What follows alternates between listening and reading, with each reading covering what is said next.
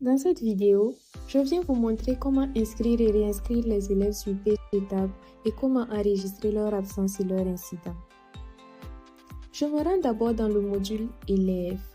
À ce niveau, je vois les sous-modules suivants: liste des élèves, inscription, absence, incident, documents administratifs et statistiques. Dans cette démonstration, je vais commencer par le sous-module inscription. Lorsque j'accède à ce sous-module, j'ai deux fonctionnalités: l'inscription individuelle et l'inscription par lot qui concerne les réinscriptions. Je commence par l'inscription individuelle. Lorsque j'accède à cette fonctionnalité, une interface s'affiche avec toutes les informations à renseigner concernant l'élève. Le logiciel génère automatiquement le numéro matricule, mais je peux le modifier selon les règles de mon établissement. Je renseigne ensuite les informations demandées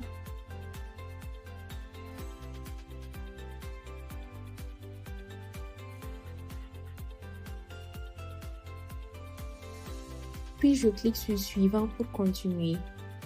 Je veille à bien remplir tous les champs marqués d'un astérisque car ils sont obligatoires.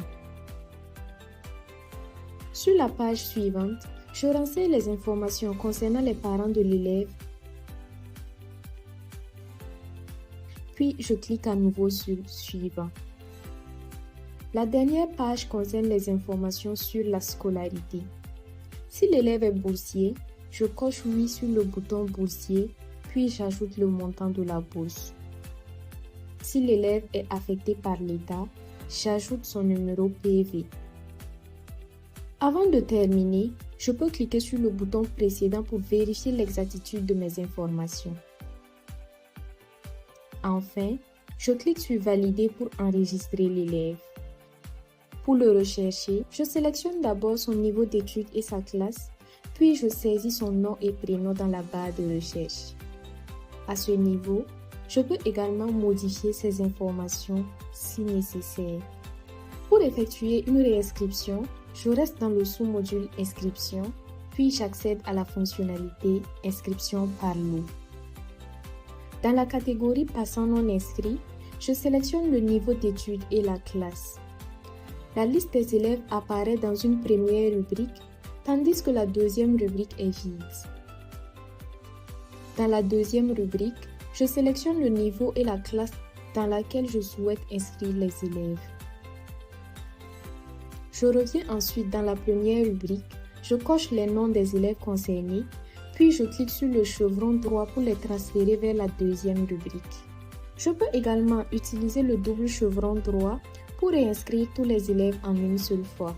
En cas d'erreur, j'utilise le chevron gauche pour amener un ou plusieurs élèves vers la première rubrique. Je clique ensuite sur Valider pour enregistrer la réinscription. Pour les élèves redoublants, je sélectionne la catégorie Redoublant non inscrit, puis je procède de la même manière. Pour ajouter une absence, je me rends maintenant dans le sous-module Absence. Je sélectionne la classe de l'élève, puis j'utilise les barres de recherche pour retrouver rapidement son nom. Je clique sur le bouton Ajouter situé devant le nom de l'élève. Une interface s'affiche avec les informations de l'élève déjà renseignées. Je sélectionne le motif de l'absence, la date ainsi que l'heure de début et de fin. J'ajoute ensuite une description, puis je sélectionne la période d'évaluation pour le retrait de points si nécessaire. Je clique sur Ajouter pour enregistrer l'absence. Après l'enregistrement, je peux modifier le statut de l'absence si nécessaire. Pour cela, je clique sur Détail devant le nom de l'élève, puis sur Modifier en bas de la page.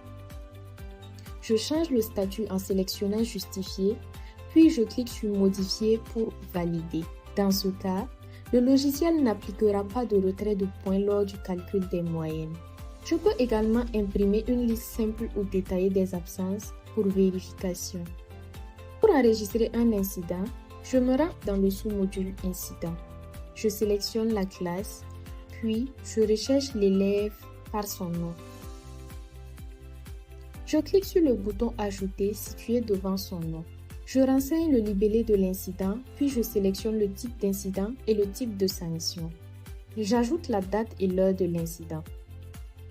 S'il y a exclusion, j'ajoute la date et l'heure de début et de fin de l'exclusion.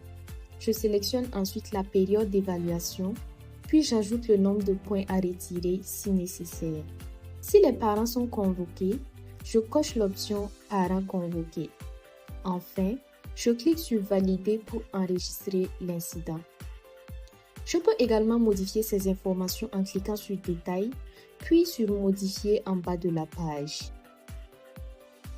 Il est aussi possible d'imprimer une liste des incidents pour vérification.